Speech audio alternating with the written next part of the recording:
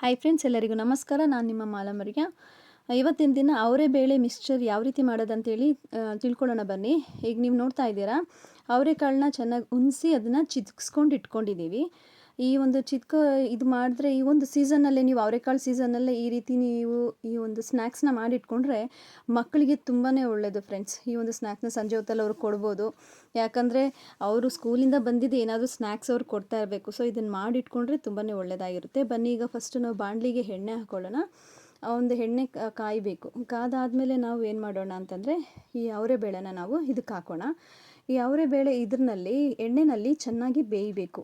So ಚೆನ್ನಾಗಿ ಬೇಯಬೇಕು. ಏನಕ್ಕೆ ಅಂತಂದರೆ, ಅದು ಹಸಿ ಹಸಿ ಸ್ಮೆಲ್ ಬರಬಾರ್ದು ತಿನ್ನುವಾಗ. ಯಾಕಂದರೆ ಅದು ಹಸಿ ಇರುತ್ತೆ, ನಾವು ಫುಲ್ಲು ಒಣಗಿಸಿರಲ್ಲ ಬಿಸಿಲಿನಲ್ಲಿ.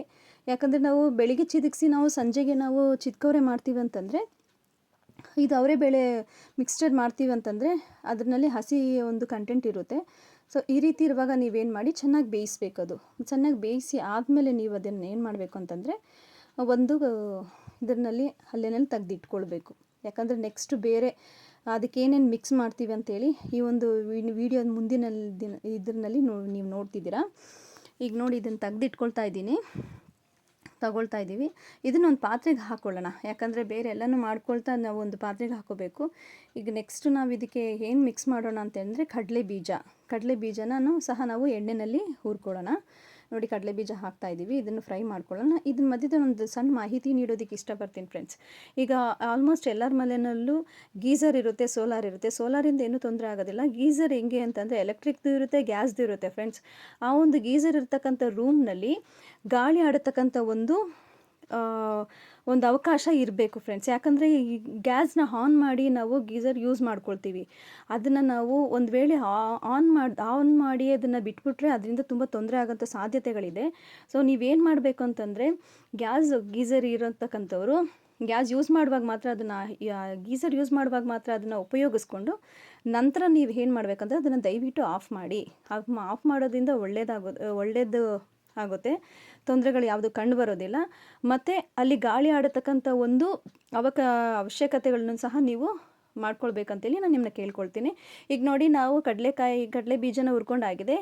ಕೊಬ್ಬರಿನೂ ಸಹ ಸಣ್ಣದಾಗಿ ಕಟ್ ಮಾಡ್ಕೊಂಡು ಅದನ್ನು ಸಹ ನಾವು ಹುರ್ಕೊಳ್ಳೋಣ. ತುಂಬ ಬ್ರೌನ್ ಆಗಿಬಿಡ್ಬಾರ್ದು. ಈಗ ನೋಡಿ, ಮತ್ತು ಬೆಳ್ಳುಳ್ಳಿನ ಸ್ವಲ್ಪ ಜಪ್ಕೊಂಡು ಇದನ್ನು ಸಹ ನಾವು ಫ್ರೈ ಮಾಡಿಕೊಂಡ್ರೆ ಅದರದ್ದು ಒಂದು ಸ್ಮೆಲ್ಲೇ ತುಂಬ ಚೆಂದ ಇರುತ್ತೆ ಫ್ರೆಂಡ್ಸ್. ನೀವು ಒಂದು ಸಲ ಇದನ್ನು ಮನೆಯಲ್ಲಿ ಮಾಡಿ ನೋಡಿ, ತುಂಬ ರುಚಿಯಾಗಿರುತ್ತೆ.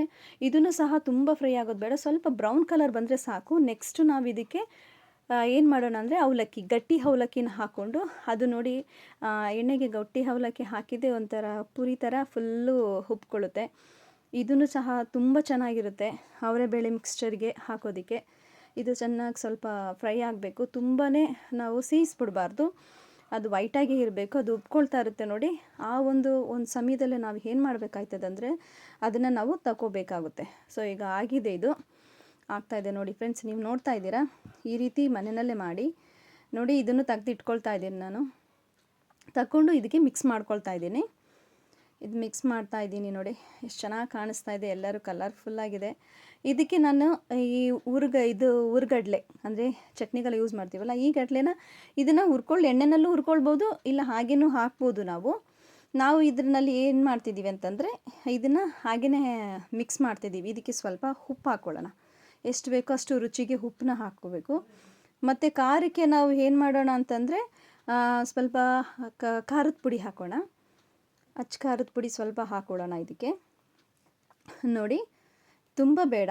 ಯಾಕೆ ಮಕ್ಕಳು ತಿನ್ನೋದ್ರಿಂದ, ದೊಡ್ಡವರು ತಿನ್ನೋದ್ರಿಂದ ಖಾರ ಮಿತವಾಗಿದ್ರೇ ಒಳ್ಳೆಯದು ಫ್ರೆಂಡ್ಸ್. ಇದ್ರ ಜೊತೆಗೆ ಮತ್ತೆ ಇನ್ನೊಂದು ಸ್ವಲ್ಪ ಅರಿಶಿನ ಪುಡಿನೂ ಸಹ ಸೇರಿಸ್ಕೊಳ್ಳೋಣ. ನಾವು ಅರಿಶಿನ ಪುಡಿ ಸೇರಿಸ್ಕೊಂಡಾದ್ಮೇಲೆ ಇದನ್ನು ಚೆಂದ ಮಿಕ್ಸ್ ಮಾಡಬೇಕು ಫ್ರೆಂಡ್ಸ್.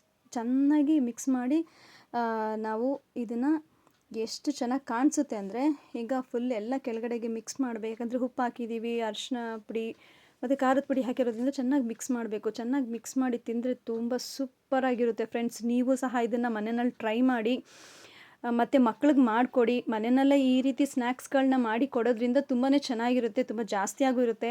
ಈ ಅವರೆಕಾಳು ಸೀಸನ್ನಲ್ಲಿ ಇದೊಂದು ಇದೊಂದು ತಿಂಡಿನ, ಇದೊಂದು ಮಿಕ್ಸ್ಚರ್ನ ನೀವು ಮಕ್ಳಿಗೆ ಮಾಡಿಕೊಡಿ ಅಂತೇಳಿ ನಾನು ನಿಮಗೆ ಕೇಳ್ತಾ ಇದ್ದೀನಿ. ನೋಡಿ ಎಷ್ಟು ಚೆನ್ನಾಗಿ ಕಾಣಿಸ್ತಿದೆ. ಬಾಯಿಗೆ ಯಾವಾಗ ಹಾಕ್ತೀವೋ ಅಂತೇಳಿ ಆಗ್ತಾಯಿದೆ ನೋಡಿ ಫ್ರೆಂಡ್ಸ್, ಎಷ್ಟು ಚೆನ್ನಾಗಿ ಕಾಣಿಸ್ತಾ ಇದೆ. ಈ ಒಂದು ವಿಡಿಯೋ ನಿಮ್ಗೆ ಇಷ್ಟ ಆಗಿದೆ ಲೈಕ್ ಮಾಡಿ, ಸಬ್ಸ್ಕ್ರೈಬ್ ಮಾಡಿ, ನನ್ನ ಚಾನಲ್ ಸಪೋರ್ಟ್ ಮಾಡಿ ಫ್ರೆಂಡ್ಸ್. ಈ ಒಂದು ವಿಡಿಯೋ ನಿಮ್ಗೆ ಇಷ್ಟ ಆಗಿದೆ ಅಂತ ತಿಳ್ಕೊಂಡಿದ್ದೀನಿ. ಮಕ್ಕಳಿಗೆ ಎಲ್ಲರಿಗೂ ಮನೆಯಲ್ಲಿ ಮಾಡಿಕೊಡಿ, ಅವರು ಖುಷಿ ಪಡ್ತಾರೆ ಅಂತ ತಿಳ್ಕೊಳ್ತೀನಿ. Thank you friends.